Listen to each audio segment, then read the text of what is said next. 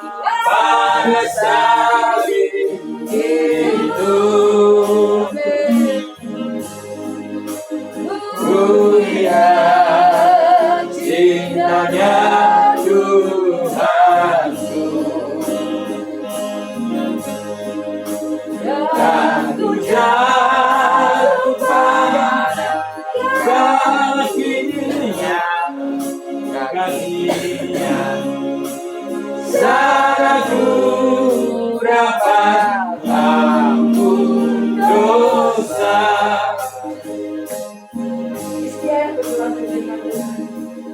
Terima kasih Tuhan atas berkat-Mu pada pagi hari ini. Kami mendengarkan firman-Mu, berkati Bapak Gembala yang menyampaikan firman dan berkati kami semua. Terima kasih Tuhan. Amin.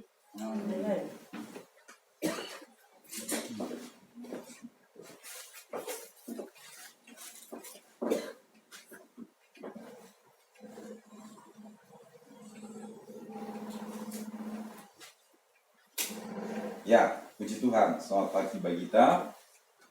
Ya, karena salibnya Yesus kita beroleh anugerah di dalam pengampunan, sehingga kita yang berdosa mengalami jaminan masuk surga karena kita percaya kepada Yesus. Yesus satu-satunya juru selamat, tidak ada yang lain. Ya, di tengah-tengah soalan kesulitan, Tuhan selalu ada buat kita. Puji Tuhan. Baik, kita akan mendengarkan firman Tuhan di dalam Injil Matius pasal yang ke-11 ayat 2 sampai 9.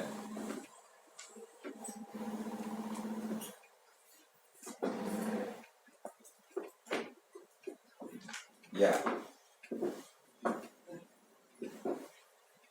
Kitab Injil Matius pasal yang ke-11 ayat yang ke-2 sampai 9. Ya, sama-sama kita baca. Lalu bisa lihat ya? Ya. Karena firman Tuhan berkata, orang yang membaca, mendengar, kan kita membaca nih. Maka kita juga mendengar kan? Ya, maka jiwa kita juga yang mengalami sukacita karena firman Tuhan. Jadi firman Tuhan ini walaupun ini tulisan, tapi ini adalah firman Tuhan yang menghidupkan, yang membangkitkan, bahkan yang menciptakan segala sesuatu. Ya, puji Tuhan. Jadi kita imani. Baik, kita sama-sama baca kitab Injil Matius pasal 11 ayat 2 sampai 9, 2, 3. Ya. Di dalam penjara Yohanes mendengar tentang pekerjaan Kristus. 2, 3 ya. Lalu menyuruh murid-muridnya bertanya kepadanya, "Engkaukah yang akan datang itu, atau haruskah kami menantikan orang lain?" Yesus menjawab mereka, "Pergilah dan katakan kepada Yohanes apa yang kamu dengar dan kamu lihat. Orang buta melihat, orang lumpuh berjalan, orang kusta menjadi tahir, orang tuli mendengar, orang mati dibangkitkan, dan kepada orang miskin diberitakan kabar baik.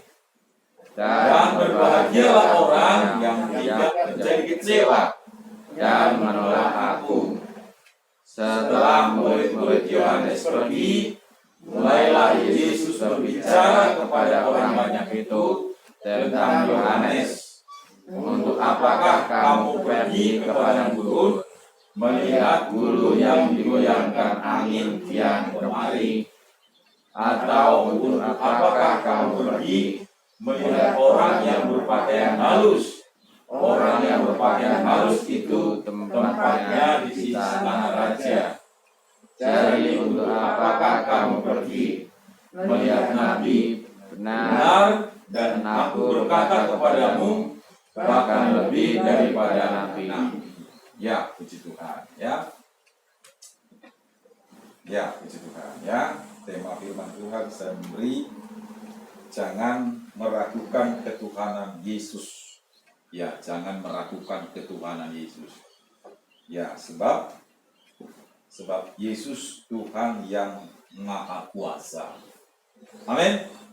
Ya, itu temannya. Nah, kenapa saya mengambil tema ini? Melalui nats Alkitab yang sudah kita baca, Yohanes ini dia seorang murid Tuhan, pembaptis, ya, seorang Yohanes, seorang nabi juga, seorang nabi. Tapi tidak dipungkiri bahwa Yohanes ini juga mengalami persoalan, kesulitan, tantangan, sama seperti saudara dan kita. Betul ya? Saudara ada masalah kira-kira? Ada masalah enggak? Apa tidak? Ada ya? Ada kesulitan enggak kira-kira? Ya, saya mulai kesulitan. Iya. Iya, ada kesulitan. Ya. Jadi Yohanes ini juga mengalami masalah, persoalan dan mengalami kesulitan yang sangat berat. Nah, tadi ayat yang kita baca disebutkan Yohanes sedang apa? Yohanes Pembaptis sedang diapain? Sedang dipenjara. Wah, sedang dipenjara. Dia di penjara ini bukan karena mencuri, bukan karena merampok, bukan karena membunuh, bukan karena berzina, bukannya karena korupsi, tapi karena dia menyampaikan firman Tuhan. Ya, karena menyampaikan firman Tuhan kepada siapa? Kepada seorang raja yang waktu itu Raja Herodes, ya, Raja Herodes ya. Seorang raja yang waktu itu mengambil istri adiknya menjadi istrinya. Nah, lalu ditegur, kamu tidak layak mengambil istri adikmu menjadi istrimu. Nah, benar tidak kira-kira itu? Benar ya? Nah, ini karena raja, naik pitam. Lakoi sopo, ya kan? Lakoi sopo kok wani-wani yo. Nah, seperti itu. Ya, jadi seorang raja yang berkuasa, raja yang saat itu betul-betul raja yang kuat. Ya, dia mengambil istri adiknya menjadi istrinya. Wah, itu ngeri ya. Ngeri. Itu amoral. Ya.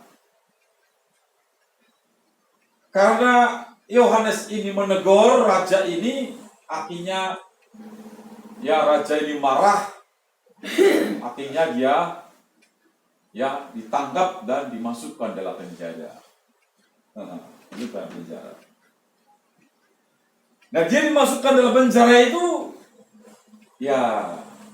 mungkin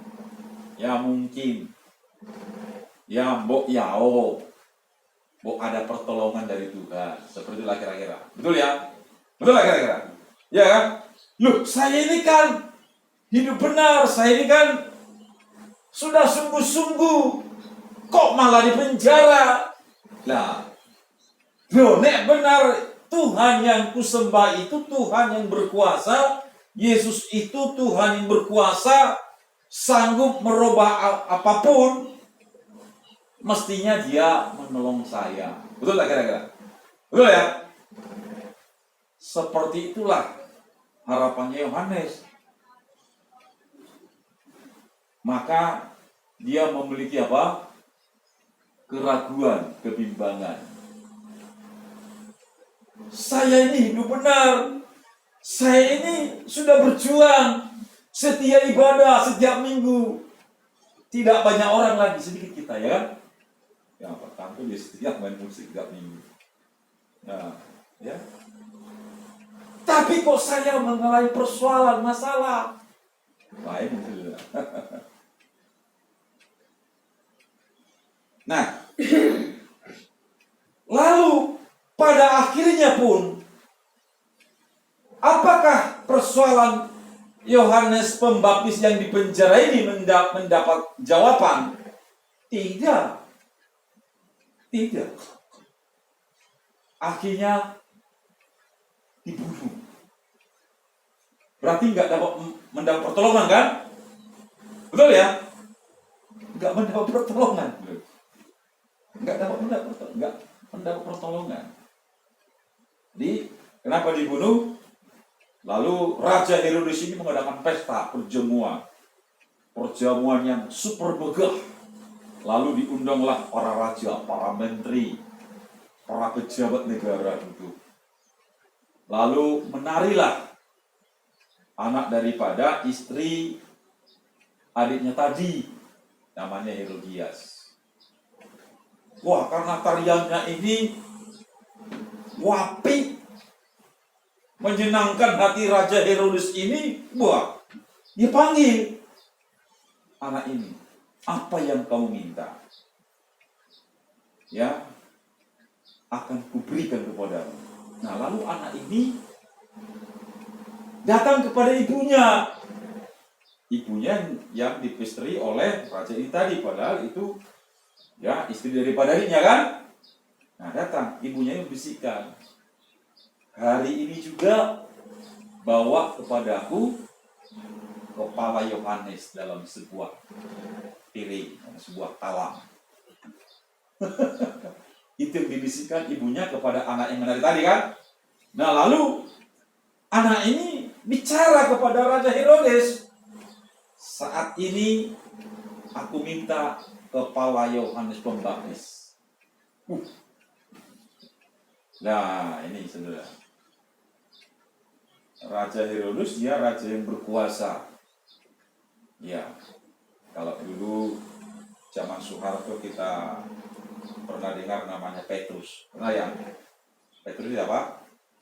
Menembak misterius. Ya, menembak misterius. Jadi kalau ada yang menggoyang dia, yang menggoyang pemerintahan Soeharto, ya suruh orang, ya kan, saling itu, tembak, mati, diambil mayat dikuburkan, begitu. Karena presiden ini juga raja, dia bisa melakukan segala apapun menurut kehendaknya. Nah, jadi sesudah ya anak tadi yang menari itu, Herodias itu, ya meminta kepala Yohanes Pembaptis tadi, ya udah. Raja Herodes perintahkan para prajuritnya, sekarang ini ambil kepala ya Yohanes Pembaptis, dibunuh di penjara. Bawa itu kepala itu kepada anak kecil tadi, dan anak kecil tadi menyerahkan kepada ibunya juga. Nah, ngeri ya? Ngeri gak kira-kira? Kalau sekarang mungkin berita itu, wah, viral, ya kan? Viral. Nah, jadi Yohanes Pembaptis tidak mengalami apa? Tidak mendapat jawaban. Tidak mendapat jawaban pertolongan, maksud saya. Ya, kenapa? Karena dia di penjara.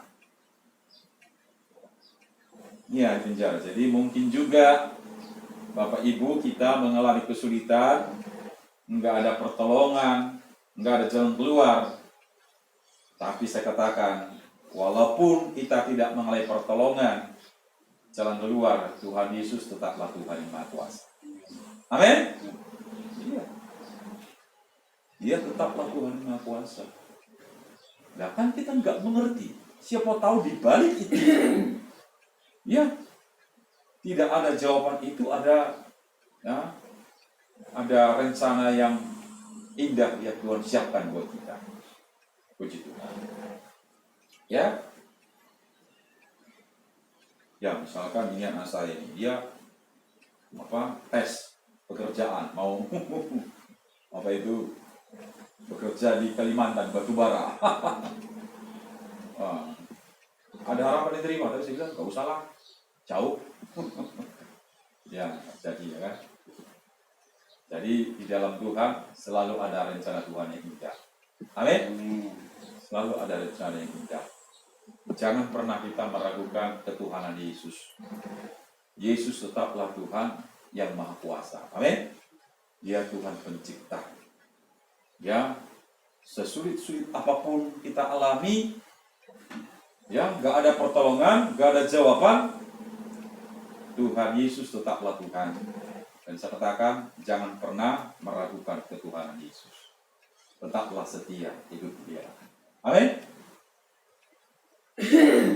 Puji Tuhan. Nah sekarang, apalagi yang disampaikan oleh Yesus? Nah, oleh karena Yohanes ini, dia kan seorang nabi besar. Dia seorang nabi besar loh. Seorang nabi besar. Tapi ingat, walaupun dia nabi besar, dia manusia. Dia manusia. Betul ya? Lebih tinggi mana Yesus dengan Yohanes sebagai nabi? Lebih tinggi mana? Yesus. Dia Tuhan pencipta. Nah, itulah sebabnya di dalam ayat 7, coba tampilkan ayat 7.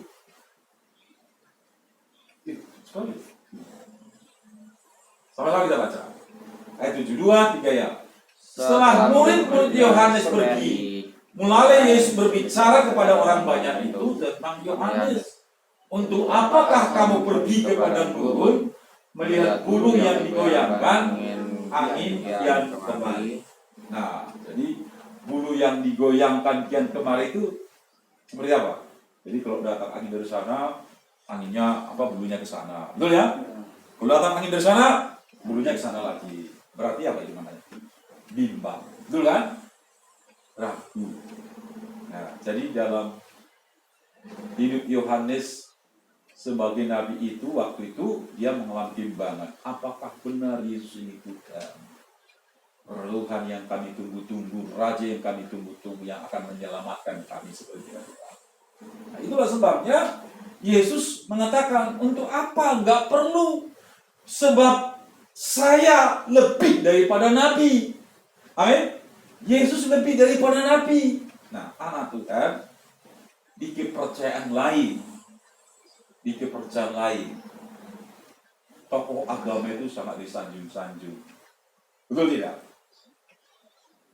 Iya. Mungkin juga di kalangan kita orang Kristen. Tapi ingat baik-baik. Sekalipun misalkan saya dipakai Tuhan, Bapak Ibu jangan keliru. Ya, saya tetaplah manusia. Saudara harus tetap bertuju kepada Yesus. Amin? Nah itu. Nah, jadi anak-anak Tuhan bahwa di kepercayaan lain juga seperti itu. Wah, ini karena tokoh agama karena ini disakralkan. Ya, disakralkan. Bahkan sudah mati pun kuburannya masih datangi oleh banyak orang. Betul tak? Nah, itu manusia, nggak perlu. Orang sudah mati nggak perlu, nggak ada urusannya dengan kita yang hidup. Betul ya? Nah, nggak ada urusannya. Nah, sekarang, jadi itulah sebabnya, ya, bahwa kita sebagai anak Tuhan, karena kita tidak meragukan ketuhanan Yesus, sebab Dia Tuhan yang Maha Kuasa, oleh karena itu tetaplah setia kepadanya. Amin. Tetaplah iman kita tertuju kepadanya. Jangan bimbang sedikit pun.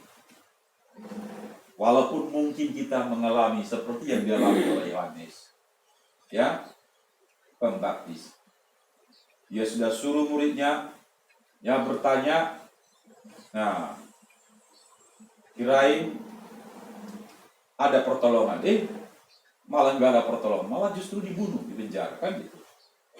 Nah, tapi saya percaya bahwa semua yang kita alami, walaupun mungkin doa kita nggak dijawab Tuhan, di balik itu pasti ada rencana Tuhan terbaik buat kita. Sama seperti Yohanes murid Tuhan juga yang dibuang ke Pulau Patmos. Sama seperti yang Sadrak, Mesak, Abednego dibuang ke dalam perapian. Ya, Di balik itu ada rencana Tuhan. Justru di situ ya Tuhan nyatakan kuasa yang hebat bagi Sadrak, Mesak, Abednego, bagi Yohanes murid Tuhan, Rasul Yohanes yang dibuang ke Pulau Patmos. Justru di situ dia mengalami perjumpaan lagi dengan Rasul Yohanes dan dia mendapat wahyuan. Itulah kitab Wahyu. Kitab kita yang terakhir dari pasal 1 sampai 22. Nah, sekarang anak Tuhan, apa yang harus kita miliki supaya kita tidak memiliki keraguan? Nah, yang pertama adalah kita buka di dalam Injil Yohanes pasal 14 ayat 11. Kita baca di sana. Jadi yang pertama, apa yang harus kita lakukan supaya kita tidak memiliki kebanggaan? Ini yang kita baca. 2, 3 ya. Percayalah kepadaku bahwa aku di dalam Bapa dan Bapa di dalam aku. Atau setidak-tidaknya percayalah karena pekerjaan itu sendiri. Amin. Nah, tadi sewaktu Yohanes ya menyuruh murid-muridnya kepada Yesus bertanya, engkaukah raja yang harus kami nanti-nantikan, atau masih ada yang lain? Nah, Yesus memberi jawaban apa? Di dalam ayat sebelum saya dikatakan apa? Orang buta bisa melihat, orang tuli bisa mendengar, orang apa lagi? Orang kusta ditahirkan, orang mati dibangkitkan. Nah, itu adalah pekerjaan yang dilakukan oleh Kristus semasa dia hidup, betul ya? Itu yang dikerjakan. Nah, jadi artinya apa? Apa yang harus kita miliki sehingga kita tidak memiliki keraguan bahwa Yesus itu tetaplah Tuhan? Yang pertama, ya tetaplah percaya akan pekerjaan yang dilakukan oleh Yesus. Amin. Dari apa yang dilakukan oleh Yesus, itu semua membuktikan kalau dia adalah Tuhan. Orang mati, ada orang yang menghidupkan orang mati? Kan enggak ada. Ya kan? Hanya Yesus. Bahkan Yesus pun mati, dia bangkit. Nah, orang kusta, ada orang yang bisa mentahirkan orang kusta? Enggak ada. Paling ya hari-hari ini mungkin ada obat yang bisa ditemukan. Ya, untuk apa? Memutus penyebarannya. Ya, orang yang tuli. Ya, ada orang yang bisa menyembuhkan orang tuli? Belum ya? Secara ya supranatural belum ada. Hanya Yesus.